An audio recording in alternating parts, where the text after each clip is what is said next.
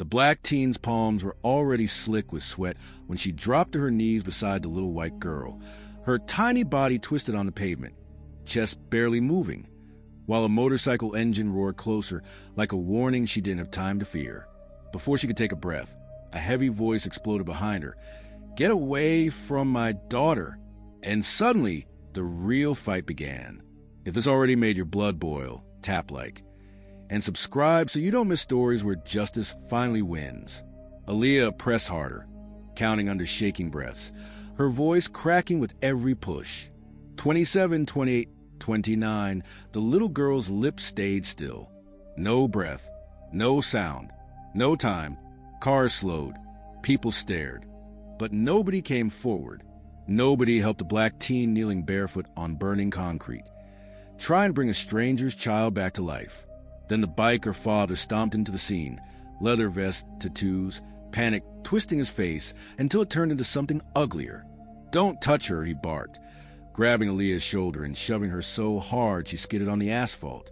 Pain ripped across her palm, but she didn't stop. She crawled right back, leaning over the girl again. "She's not breathing. Please move. I know CPR," she gasped, already locking her elbows. But the man wasn't listening. "Don't you touch my kid." He kicked at her hip, hard. Aaliyah choked on air, tears springing up, not from the pain, but from the terror of losing those precious seconds a girl didn't have. Still, she pushed on. 30, she whispered, then sealed her mouth over the child's, giving 2 determined breaths like she'd been taught. The father lunged again, fists clenched, but someone in the crowd finally shouted, "Let her work. You're losing her." His rage froze for a split second, just long enough for a miracle. The child jerked, a small gasp, barely there, but real. Aaliyah's shoulders collapsed with relief. Her hands trembled as she hovered over the girl, ready to continue if needed. But the child's chest rose again, weak but moving. The biker father stumbled backward, stunned, his breath catching like he'd just been punched by the truth. His face twisted, not with racism this time, but with shame so sharp it reddened his eyes. Aaliyah wiped her face with the back of her wrist. Still shaking, still kneeling beside the girl she saved even while being kicked for it. Sirens wailed in the distance. The crowd stayed silent. And the man who almost stopped his daughter's only chance at surviving had no words left.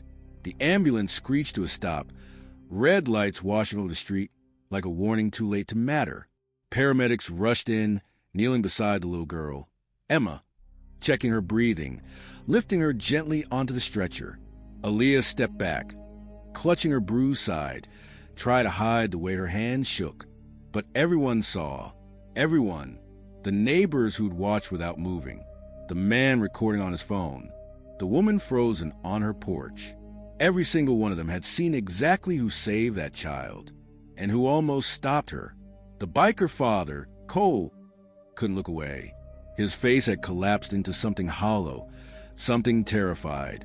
He'd yelled, he'd shoved, he'd kicked, and still the black teen he attacked had kept her hands on his daughter's chest until she took her first breath. Cole opened his mouth like he wanted to speak, maybe apologize, but the words got stuck somewhere between shock and shame. Aaliyah didn't wait for him. She picked up her fallen sneaker with trembling fingers and slipped it on slowly, wincing as her ribs throbbed from the impact of his boot. Her eyes felt heavy, like they didn't belong to her anymore. A paramedic glanced at her bruises. "Ma'am, are you hurt? Do you need a ride to the hospital?" She shook her head quickly. "No, I'm fine." She wasn't, but she didn't want to stay another second in the center of those stairs. Some pitying, some guilty, some still suspicious. Cole suddenly took one uncertain step toward her. I thought," his voice cracked. "I didn't know. Aaliyah lifted her hand a little, stopping him without looking up. "It's okay. Just take care of her." She turned before he could answer, walking away barefoot on one foot, the other shoe barely hanging on. Her apron was ripped. Her palms were scraped raw. Her heartbeat felt like a drum in her ear. But she kept going, past the laundromat, past the corner store, past the people whispering her name, but not loud enough to call her back. Cole watched her until she disappeared around the block. Swallowed by the same silence she'd arrived from, the paramedics loaded Emma into the ambulance. "Sir, you riding with us?" one asked. Cole blinked, snapping back to reality. Yeah, I'm coming." But as he climbed inside, his hands shook, not from fear of losing his daughter, but from the memory of the girl he'd hurt, the girl he'd misjudged, the girl he owed everything to. Because while Emma fought for breath in the back of that ambulance, the only reason she was alive was already limping away, unseen and unthanked. By the next morning, Cole had replayed the scene 100 times. Aaliyah's trembling hands, her cracked voice counting compressions, the way she limped away without waiting for anyone to thank her. But when he returned to Maple Street to find her, she was already gone. No footprints, no backpack, no trace of the girl who saved his child's life.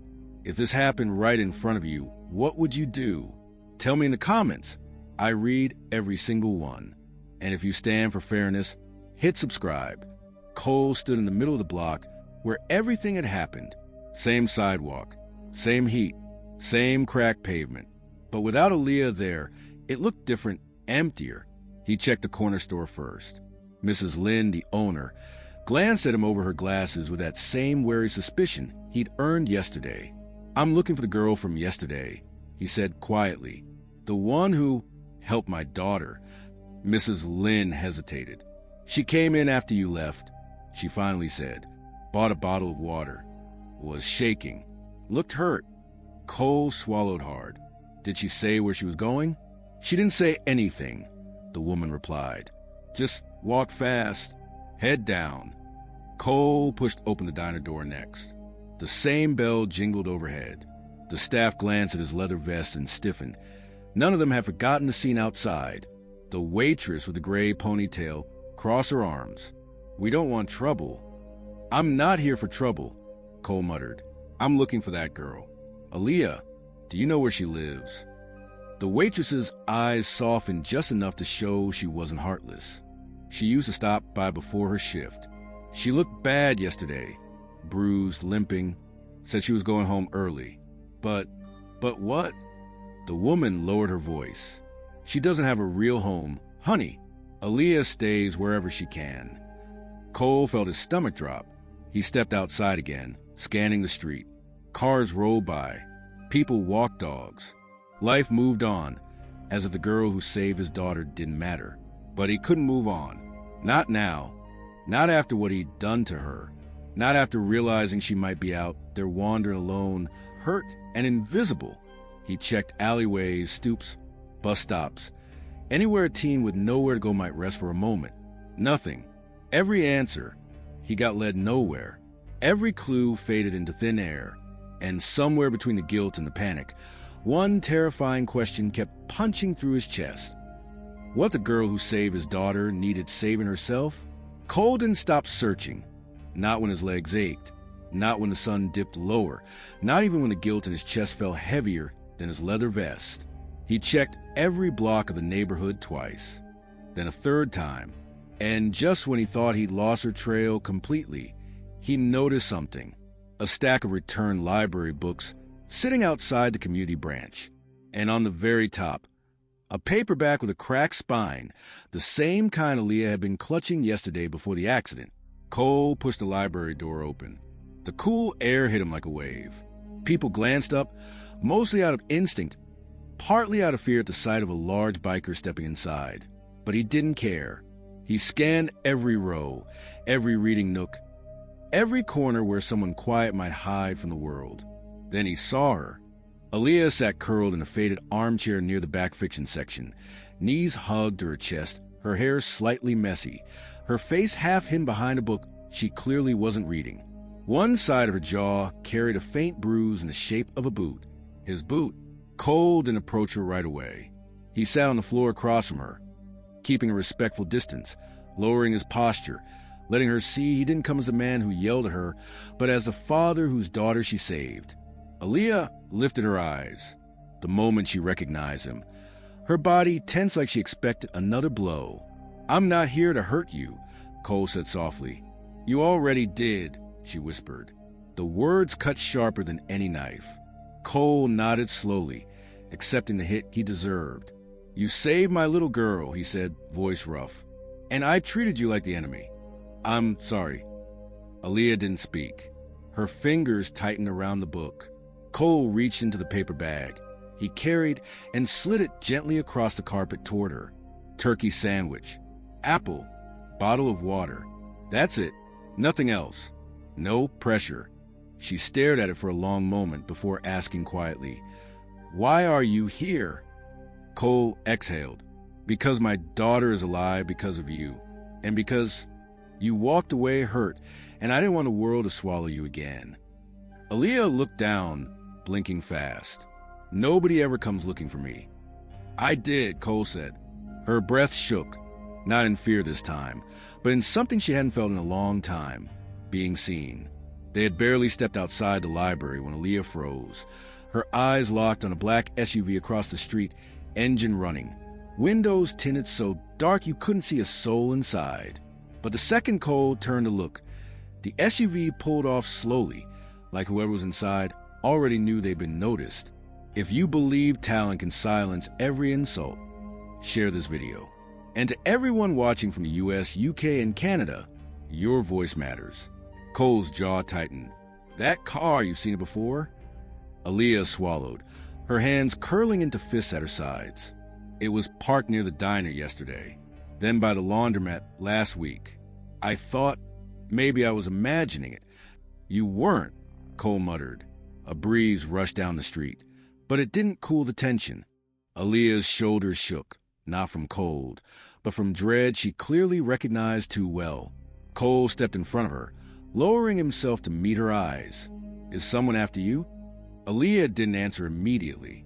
Instead, she rubbed her wrist nervously, staring at the sidewalk like she was searching for a memory she wished she could erase. Finally, she whispered, "People like me don't just disappear. Cole, sometimes we get moved." "Moved?" He didn't understand.